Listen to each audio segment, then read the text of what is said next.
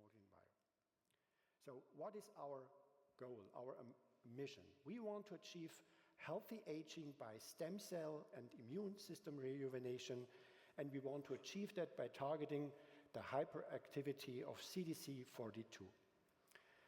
And stem cells, hematopoietic stem cells and immune cells are very much linked.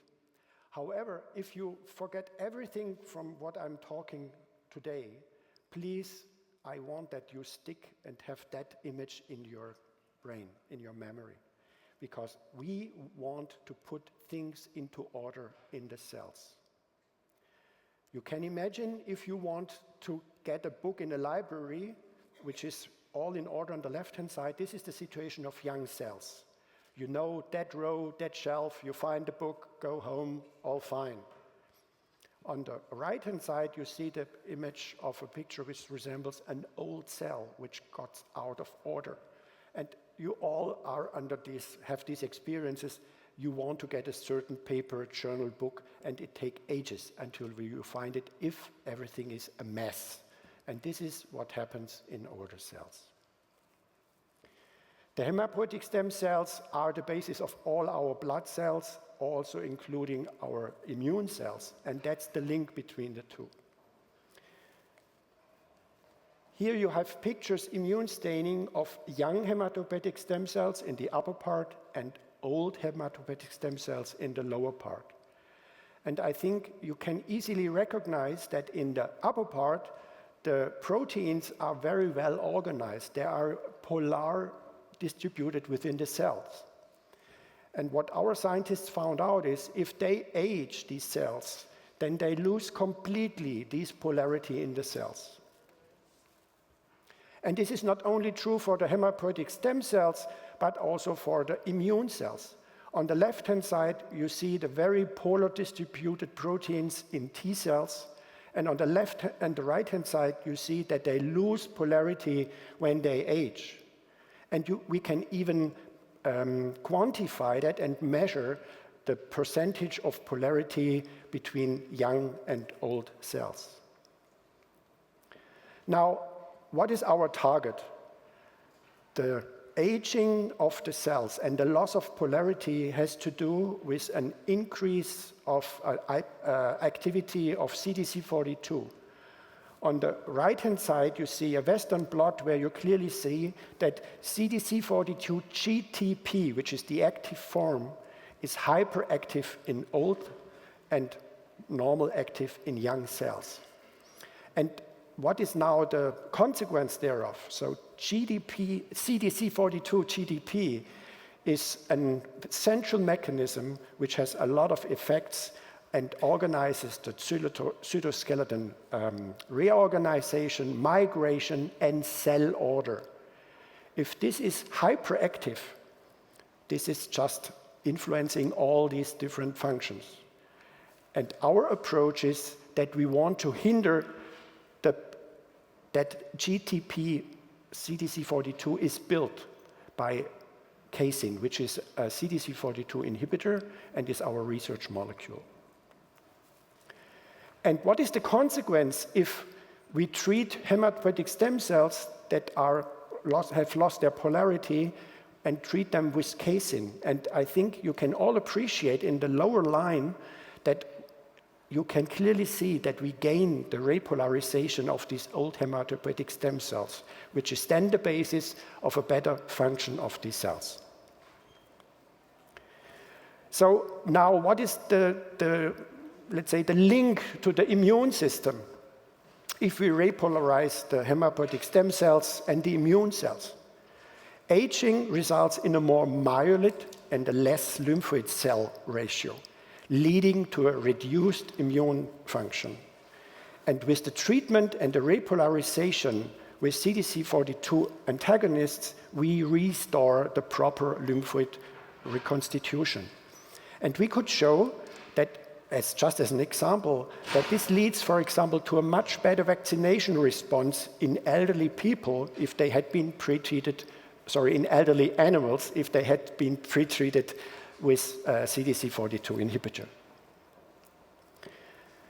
And yesterday we heard Alejandro, I think was his name, he said, okay, we should all test our molecules, whether they have consequences of lifespan extension.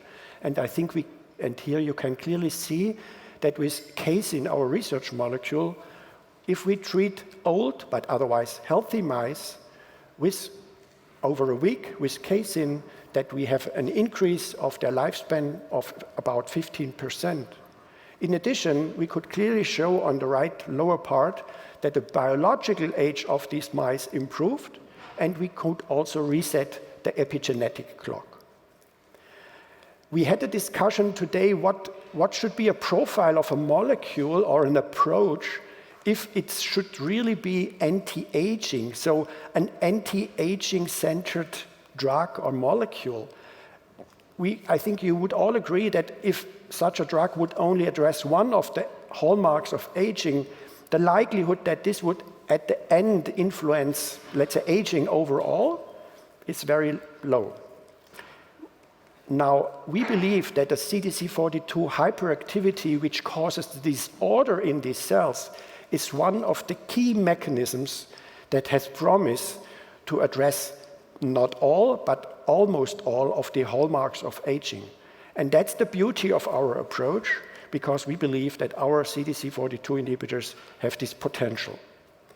We have also heard over and over again that, okay, aging, anti-aging, to test that in the clinic is difficult, the regulatory agencies are moving slowly. So how do we operationalize now all our findings, and how, let's say, what's our plan preclinically and then in the clinic to test our hypothesis?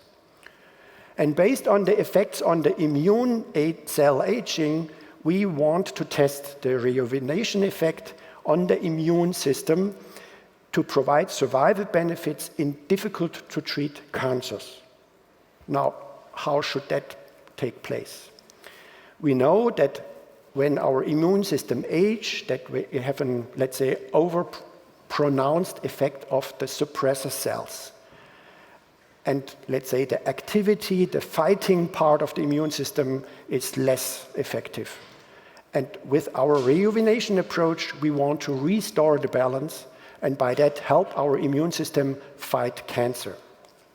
And this is based on data that were published last year. On the left-hand side, you see a study from colon carcinoma cells. It's an MC38 model, where you see in blue the vehicle, the tumor grows, and in yellow you see the effect of casein, and you see that the tumor grows very slowly, and only over time, let's say, the tumor also grows. However, for us, more important than the effect size here was how this was achieved, because this is illustrated on the right-hand side of this picture. Because what is described as Treg instability is the, let's say, the effect on the Treg suppressor cells that could be diminished. And in addition, we could increase the effect of the T effector cells. So very clearly, the mechanism of action there is on the immune cells. And what we did then, or the authors then did afterwards, they used an immune-compromised mice, instilled a so-called immune system, a human immune system, and injected immune cells from a colon carcinoma model. And as you can see here, on the blue line again is vehicle, the orange line is our casein, our research molecule, and in gray you see the effect of a PD-1 inhibitor, which is almost on par. But what's really intriguing is the effect if you add casein to a PD-1 inhibitor, because you see the purple line, it's almost flat, the tumor not even started to grow. And that's the basis of what we plan to do in the preclinic and also then in the early clinical development. The third thing that I want to achieve and tell you is what we have achieved over the last 1.5 years. So we developed multiple patentable casein analogs with improved features. And I'm really very proud that just last week we submitted our patent, which was a big effort and a big thank to my team that this was positive.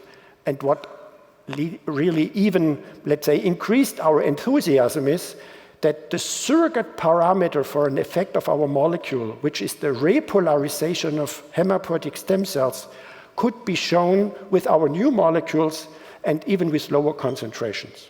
I lead you through that slide. On the left-hand side, very far left, this is the polarity in a young hematopoietic stem cell. Beside that, you see the complete loss of polarity in an old hematopoietic stem cells. If you then go to the right side, you see a dose-dependent increase of repolarity by increased doses of casein. And with our two molecules that we call Mo072 and Mo075, it's very clear that we get a picture which almost resembles the young hematopoietic stem cells at much lower concentrations.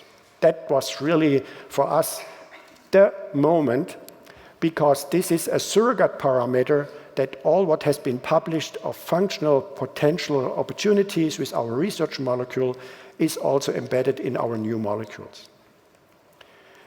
The new compounds showed very nice drug-like properties. We have now identified our candidate molecules that we want to bring forward in the animal models. And the results of these animal models will be available at the end of the third quarter this year. And of course, you have heard a lot of my colleagues, CEOs, then saying, okay, we need money, and so on. And sometimes it's a struggle for all of us. However, you only need money if you are successful. And this is a good thing. And for that, I'm also here to say, also, we need some money, because we want to do our IND-enabling studies, which will start in the second quarter 2025, which will be about a round of about 10 million. The market in immuno-oncology is huge, and these are just the 3 indications that we want to target. It will develop up to almost 40 billion in the US until 2030. And even if you only cut out a piece of that, this is no question a very positive commercial case. And we have already developed early clinical plans how a phase 1 study with extension cohorts could look like. So we are prepared to discuss with you how we want to operationalize what we want to do. The second to last slide that I want to share with you is that CDC42 is not only about immuno-oncology.